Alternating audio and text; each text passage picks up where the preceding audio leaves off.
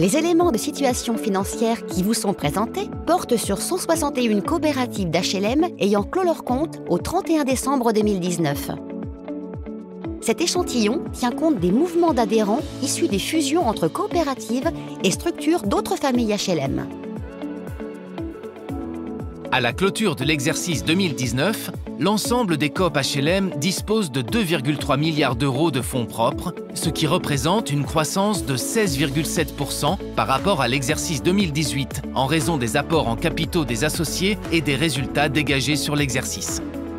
Sur ces 2,3 milliards d'euros de fonds propres détenus en 2019 par les coop HLM, l'engagement des associés dans le capital en représente 16%, soit 384 millions d'euros. Les ressources issues de l'exploitation, c'est-à-dire les résultats cumulés et les réserves, en représentent 83%, soit 1,9 milliard d'euros, tandis que le solde est constitué notamment par 10 millions d'euros de titres participatifs et des subventions non affectées. Le potentiel financier à long terme représente les fonds propres disponibles après le financement des besoins à long terme, notamment des besoins induits par les investissements locatifs. En 2019, sous l'effet de la croissance des fonds propres et des avances à long terme reçues, le potentiel financier se renforce de 13,2% pour atteindre un peu plus d'1 milliard d'euros. La trésorerie diminue de 4,1% sur un an pour s'établir à 967 millions d'euros. Cette contraction est liée au renforcement des engagements dans l'accession ainsi qu'au décalage de trésorerie de l'activité locative analysée à terminaison. La marge brute locative dans le produit total des activités progresse de 6 points, passant de 57% en 2018 à 63% en 2019, tandis que les produits de l'accession reculent de 7 points, passant de 30% en 2018 à 23% en 2019. Les produits des activités atteignent 562 millions d'euros en 2019, en croissance de 12% par rapport à 2018. Les charges atteignent 462 millions d'euros en 2019. Avec une croissance de 12,5% sur un an, elles affichent cette année une évolution similaire à celle des produits, ce qui rompt avec l'effet de ciseaux constaté depuis plusieurs exercices. Si les produits d'activité augmentent de 12%, cette croissance masque en réalité des évolutions contrastées, puisque les marges en accession reculent en effet de 13%, passant de 149 millions d'euros en 2018 à 130 millions d'euros en 2019, alors que les autres produits, dont la gestion de syndics de copropriété, progressent quant à eux de 18% en 2019 pour atteindre 78 millions d'euros.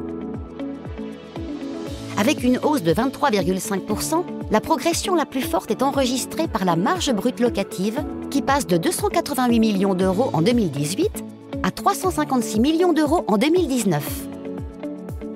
Le résultat comptable connaît une progression de 40% sur 4 ans, dont 12,4% en 2019 et 18% en 2018. Mais son évolution masque une baisse de 9% à périmètre constant.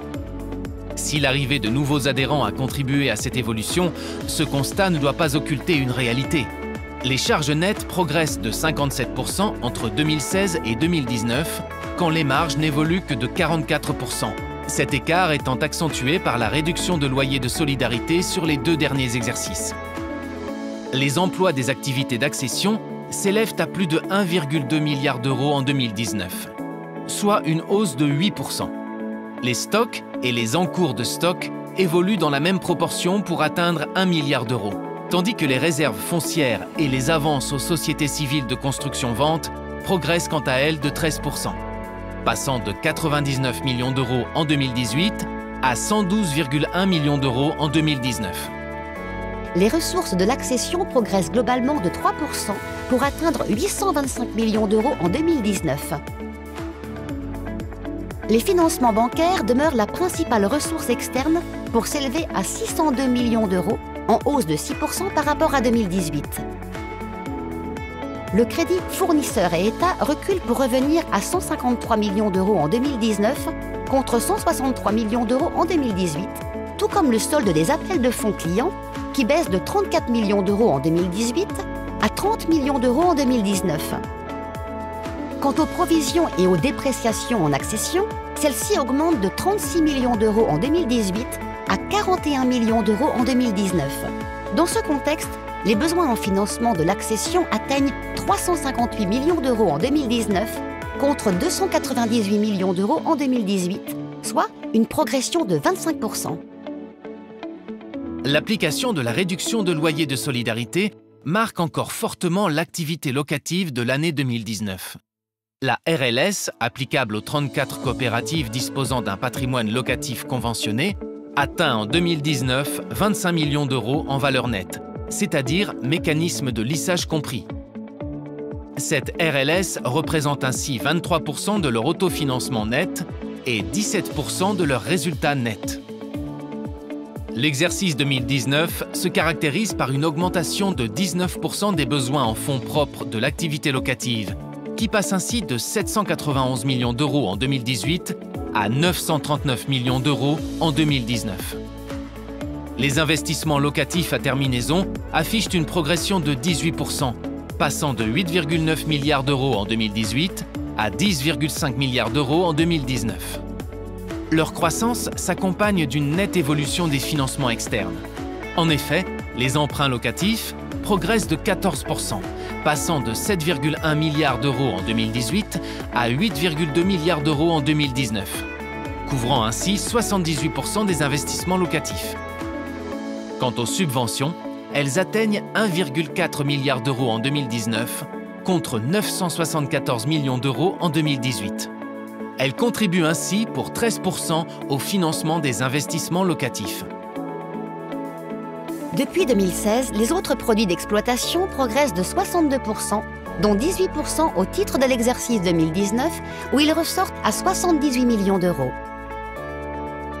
En particulier, le chiffre d'affaires de la gestion de syndic augmente de 8,5% en 2019 pour atteindre près de 15 millions d'euros. Quant aux prestations d'assistance à maîtrise d'ouvrage et à commercialisation en faveur d'organismes HLM, elles se développent très nettement, affichant une progression de 22% sur un an pour atteindre 32,6 millions d'euros en 2019. En conclusion, l'année 2019 des coopératives d'HLM s'achève par un renforcement de leurs principaux agrégats financiers. Le niveau de l'activité réalisée implique également un ralentissement de l'effet de ciseau constaté depuis plusieurs années entre les produits et les charges et confirme la contribution croissante des activités de gestion et de prestation de services, qui prennent ainsi toute leur place dans le modèle économique des coopératives, dans un contexte de recul des produits de l'accession et de la captation d'une partie des produits locatifs par le mécanisme de la RLS.